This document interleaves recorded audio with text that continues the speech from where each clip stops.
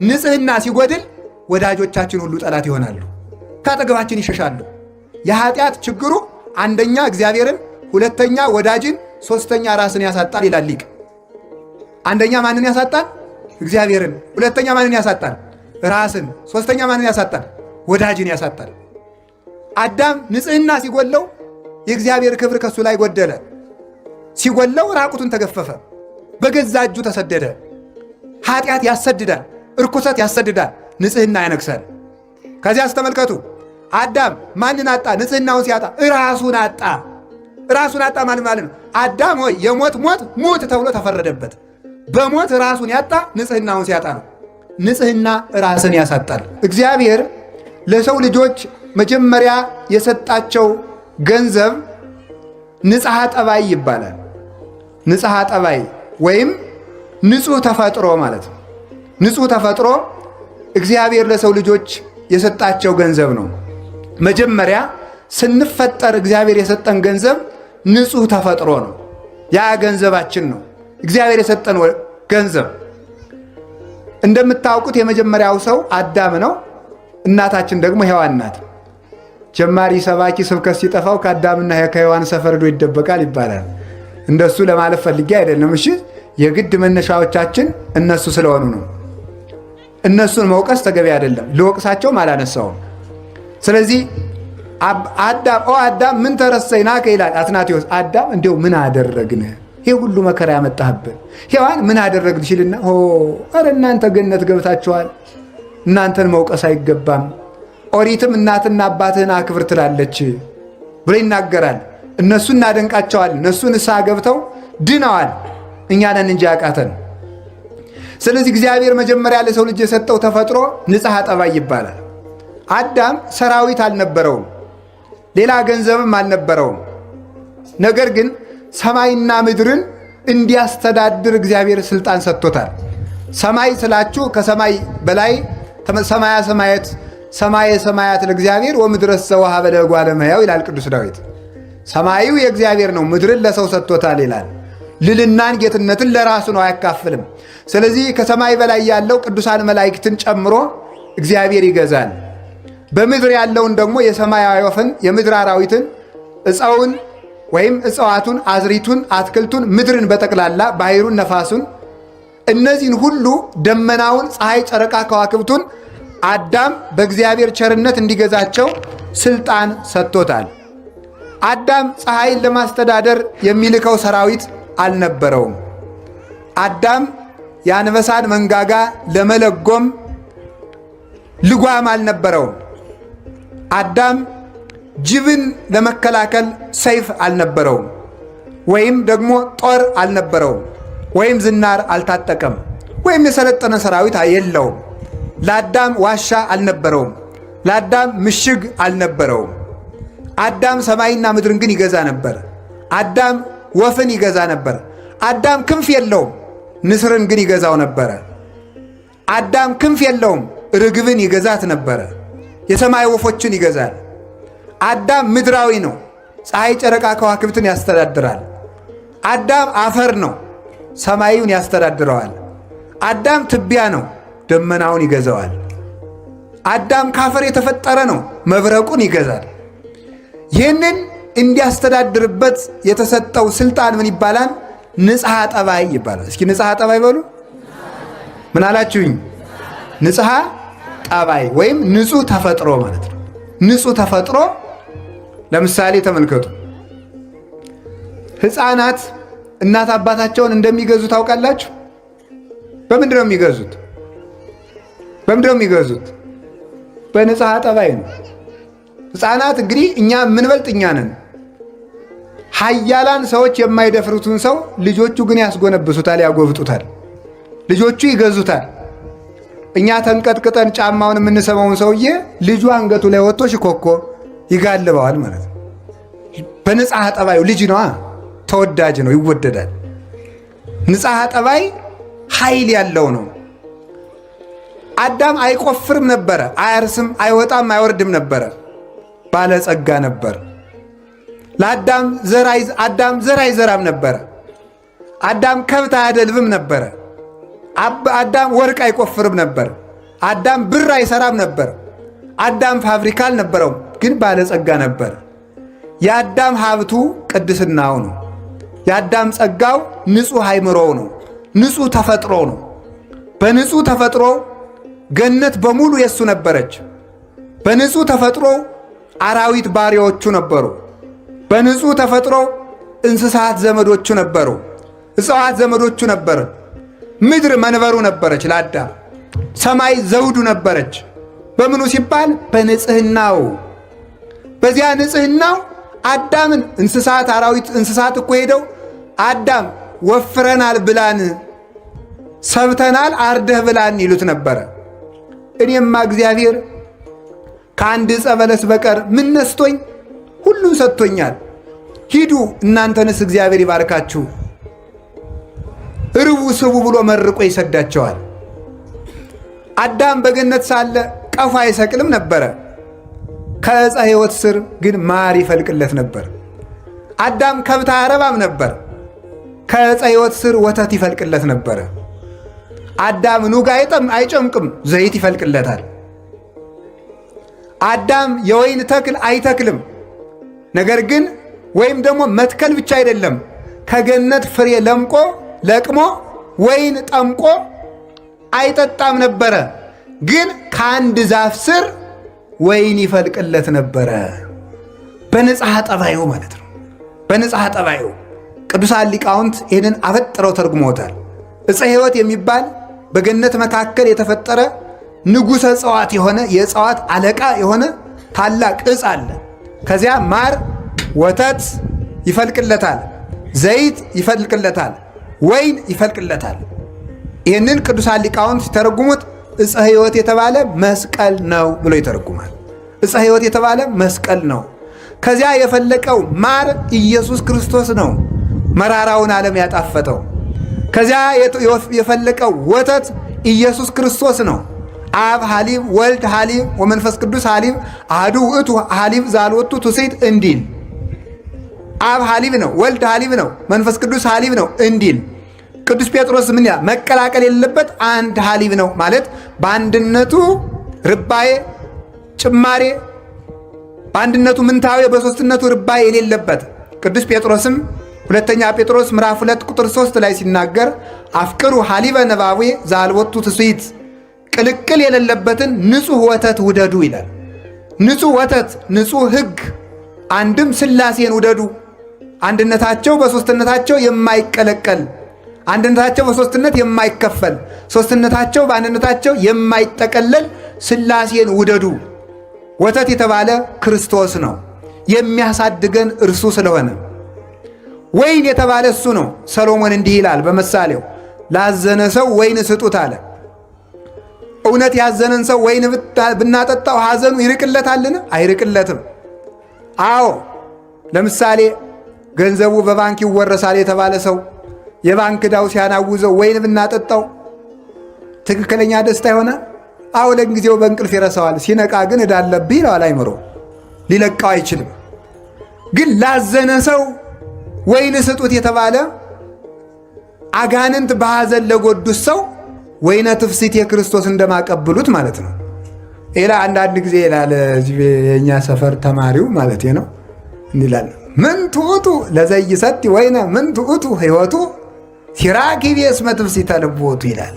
ጠላ አልጠጣ ደግሞ የሰው ልጅ ምን ሕይወት አለው ይላል።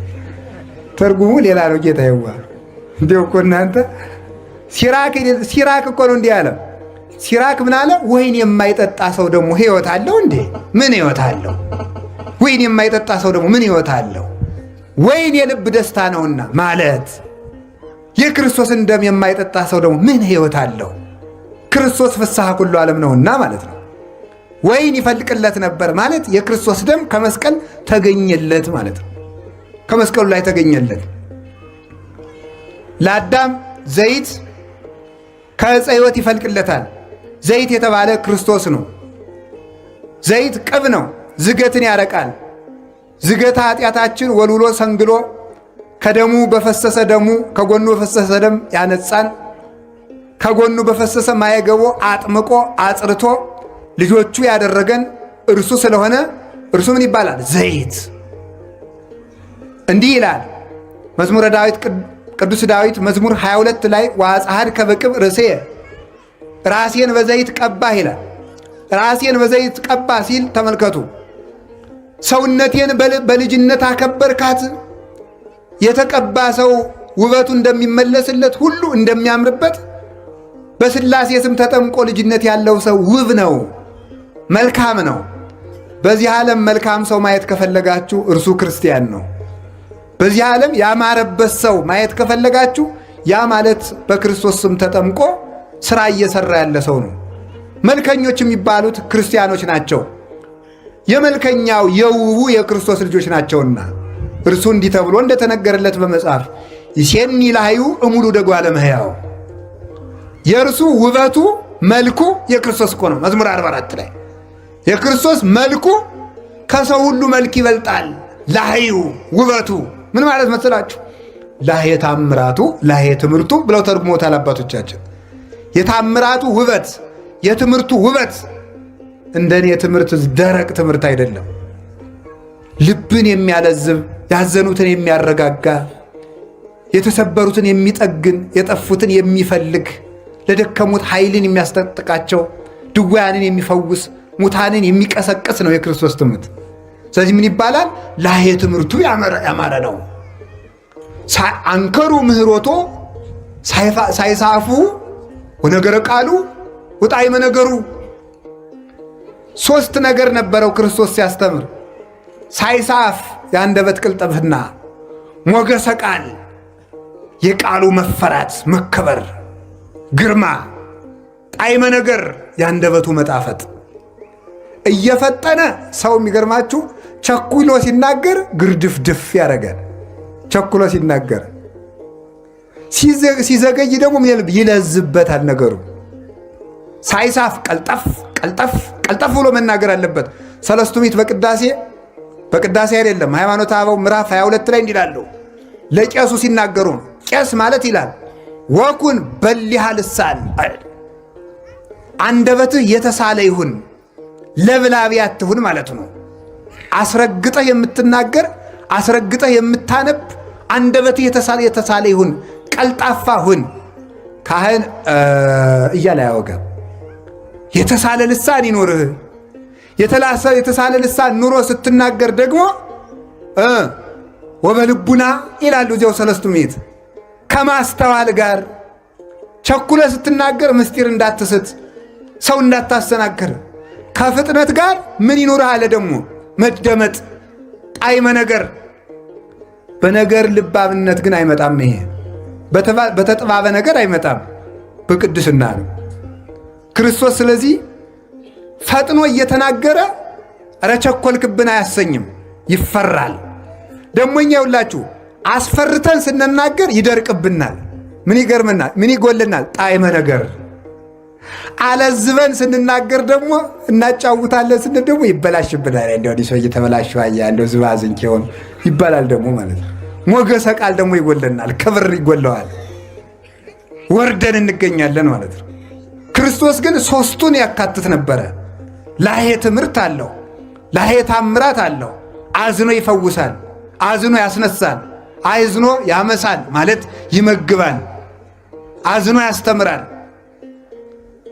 የቻለውን ሁሉ አይናገርም፣ ያወቀውን ሁሉ አያስተምርም። አዝኖ ነበር የሚያስተምረው። ለማይነገረው አይነገርም። ሐዋርያት አንድ ቀን ሰብስቦ እንዲህ አላቸው።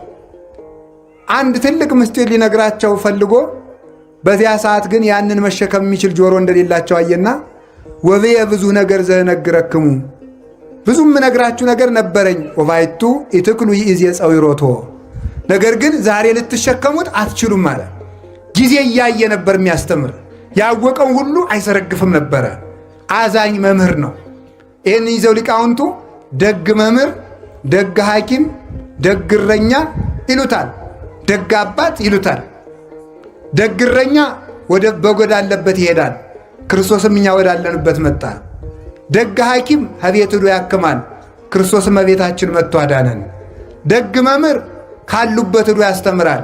ክርስቶስም ወዳለንበት መጥቶ አስተማረን። ደግ ንጉሥ የግዛቱን መጎዳት ወርዶ ያያል ከዙፋኑ። ክርስቶስም ደግ ንጉሥ ነውና ከመንበሩ ከሰማይ መንበሩ መጥቶ እኛን ጉዳታችን አይቶ መልሶ በመንበሩ ላይ አነገሰን ማለት ነው። ስለዚህ ጌታችን ኢየሱስ ክርስቶስ የውበት ምንጭ ስለሆነ ላይ ይባላል። ስለዚህ መስቀል የልጅነት ምንጫችን፣ የጥማት መቁረጫችን፣ የውበታችን ምንጭ፣ ማደጊያችን፣ የምናድግበት ወተት የፈለቀበት፣ ሐዘናችን የሚርቅበት ወይን የፈለቀበት ነውና ዕፀ ሕይወት። አዳም ከዚህ ዕፀ ሕይወት ስር እነዚህ 4 ነገሮች ይፈልቁለት ነበር። ስለምን? በንጽህናው፣ በቅድስናው፣ በንጽሐ ጠባዩ። ያንን ጠባዩን አበላሸው። ገንዘብህን በከንቱ አትበትን ማለቱን ማለት መስላችሁ? ንጽህናን በከንቱ አትጣል ማለት ነው። እስኪ በሉ ሁላችሁም ንጽህናን በሉ። በምን አትጣል? በከንቱ አትጣል። ንጽህና ብቻዋን ነበረች አዳምን አንግሰው የምትኖር። ንጽህናን ምን አጎደላ ስትሉ? ስግብግብነት፣ አልጠግብ ባይነት ንጽህናን አጎደለ። ከዚያስ ድሮ እኮ ሰውና አንበሳ ጠበኛ አልነበሩም። አንበሳ ሂዶ የአዳምን እግር ይሊስ ነበር። ሰውና ጅብ ጠበኛ አልነበሩም። ሰውና ነምር ጠበኛ አልነበሩ። ሰውና እባብ፣ ሰውና ዘንዶ ጠበኛ አልነበሩ። ሰውና አይጥ፣ ድመት፣ ጉርጥ ጠበኛ አልነበሩ። ሰላማዊያን ነበሩ። በማን አማካኝነት? በንጽህና አማካኝነት። የአዳም ንጽህና ሲጎል ግን ምን ሆነ? ጅብም አዳምን እበላለሁ ማለት፣ እባብም እነድፋለሁ ማለት፣ ዘንዶም እውጣለሁ ማለት፣ ነምርም በጥፍሬ እዋጋለሁ ማለት። ንጽህና ሲጎድል ወዳጆቻችን ሁሉ ጠላት ይሆናሉ፣ ከአጠገባችን ይሸሻሉ። የኃጢአት ችግሩ አንደኛ እግዚአብሔርን፣ ሁለተኛ ወዳጅን፣ ሶስተኛ ራስን ያሳጣል ይላል ሊቅ። አንደኛ ማንን ያሳጣል? እግዚአብሔርን። ሁለተኛ ማንን ያሳጣል? ራስን። ሶስተኛ ማንን ያሳጣል? ወዳጅን ያሳጣል። አዳም ንጽህና ሲጎለው የእግዚአብሔር ክብር ከሱ ላይ ጎደለ። ሲጎለው ራቁቱን ተገፈፈ፣ በገዛ እጁ ተሰደደ። ኃጢአት ያሰድዳል፣ እርኩሰት ያሰድዳል፣ ንጽህና ያነግሳል። ከዚያ አስተመልከቱ፣ አዳም ማንን አጣ? ንጽህናውን ሲያጣ ራሱን አጣ። ራሱን አጣ ማለት ነው። አዳም ሆይ የሞት ሞት ሙት ተብሎ ተፈረደበት። በሞት ራሱን ያጣ ንጽህናውን ሲያጣ ነው። ንጽህና ራስን ያሳጣል። ሶስተኛ ማንን ያሳጣል? ወዳጅን ሁሉ ያሳጣል። የገዛ ሚስቱ ወዳጁና ጠላት ሆነችበት፣ ጠላት።